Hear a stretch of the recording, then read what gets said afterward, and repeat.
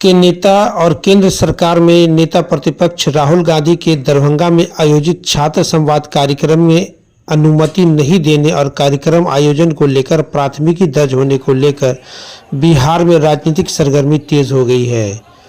इस मामले को लेकर विपक्ष लगातार सरकार पर हमलावर है।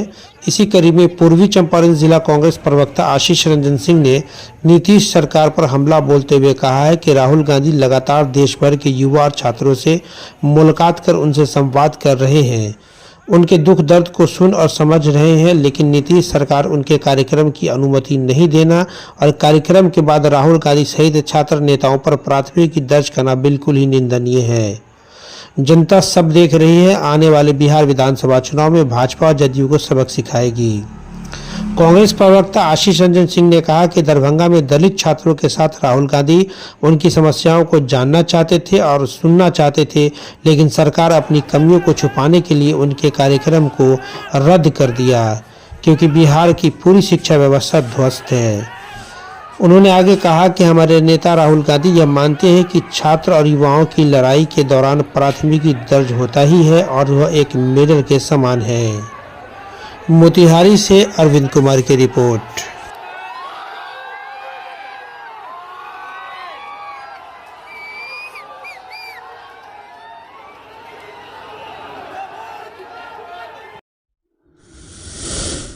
देखिए, राहुल गांधी जी का मुद्दा और मंशा बिल्कुल साफ है। वह बिहार को बदलना चाहते हैं और वह बिहार को मजबूत और सशक्त बनाना चाहते हैं। वो हर क्षेत्र में बिहार के लिए कार्य करना चाहते हैं, चाहे वो शिक्षा का मामला हो, चाहे वो किसान का मामला हो, चाहे वो बेरोजगारी का मामला हो। अभी आप देखिए, विगत 1-2 महीने पहले ही वो आए थे जब पलायन रोको नौकरी दो यात्रा की शुरुआत हुई थी अपने चंपारण के भितिहरवा आश्रम से, और इसी क्रम में शिक्षा न्याय संवाद इस कार्यक्रम में वो पहुंचे दरभंगा छात्रों से संवाद करने। और लोकसभा के नेता प्रतिपक्ष हैं, उनको तो कहीं किसी को रोकने का अधिकार ही नहीं है, और वो भी छात्रों से मिलने के लिए तो किसी को रोकने का अधिकार होना ही नहीं चाहिए।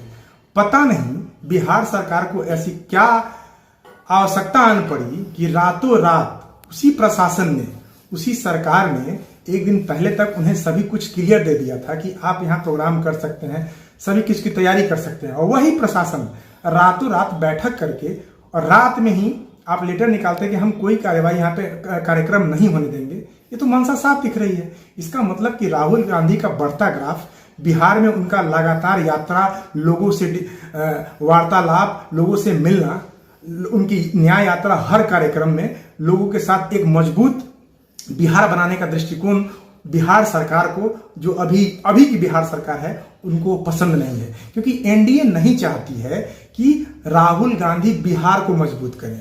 बिहार को अगला राज्य एनडीए देखना ही नहीं चाहती है। शुरू से ही आप विगत 20 वर्षों में देख लीजिए शिक्षा की क्या व्यवस्था है। लोग कहते हैं कि आप पहले की बात करिए। अरे भैया, पहले की बात तो तब करते ना जब आप 2 साल की सरकार चलाए होते। आप 20 साल की सरकार चलाए हैं, उसके बाद भी आज 3 साल में डिग्री नहीं मिल पाती है, और आप नई शिक्षा व्यवस्था की बात कर रहे हैं। केंद्र सरकार कहती है कि हम नई शिक्षा प्रणाली लेके आए हैं, CBCS, state based choice system. आप 4 साल में ग्रेजुएशन कराएंगे, और उस 4 साल में जब 3 साल का 5 साल में कराते तो फिर तो 4 साल वाले कोर्स आप 8 साल में कराएंगे। इसका मतलब और मंशा साफ है कि बिहार जितना पीछे था उसको और पीछे ले जाने का काम करना है। लेकिन राहुल गांधी इन चीजों को बारीकी से समझते हैं और उसी न्याय संवाद के लिए अपनी आवाज को बुलंदी के साथ सभी वर्गों के छात्रों के साथ, SC, ST, OBC, EWS, जितने जो छात्र हैं, जो शोषित हैं, जो उच्च दर्जा पाना चाहते हैं, उच्च शिक्षण संस्थान में जाना चाहते हैं, जो सुदूर गांव के हैं, उनको उनका न्याय दिलाने के लिए उनसे वो मिलकर उनके हक की बात करते हैं। और यही इनको दुश्वार है, जिसके लिए लगातार इनके ऊपर हमला किया जा रहा है। और अभी आप FIR कर दिए। FIR से राहुल गांधी ने बोला है, वह FIR उनके लिए मेडल है। और आजीवन या सच्चा देशभक्त वही होता है जो ऐसे राजनीतिक FIR को जो मेडल मान लिया, समझ लीजिए वहीं से जीत हो गई और वहीं से प्रदेश का बदलाव निश्चित तय हो गया है।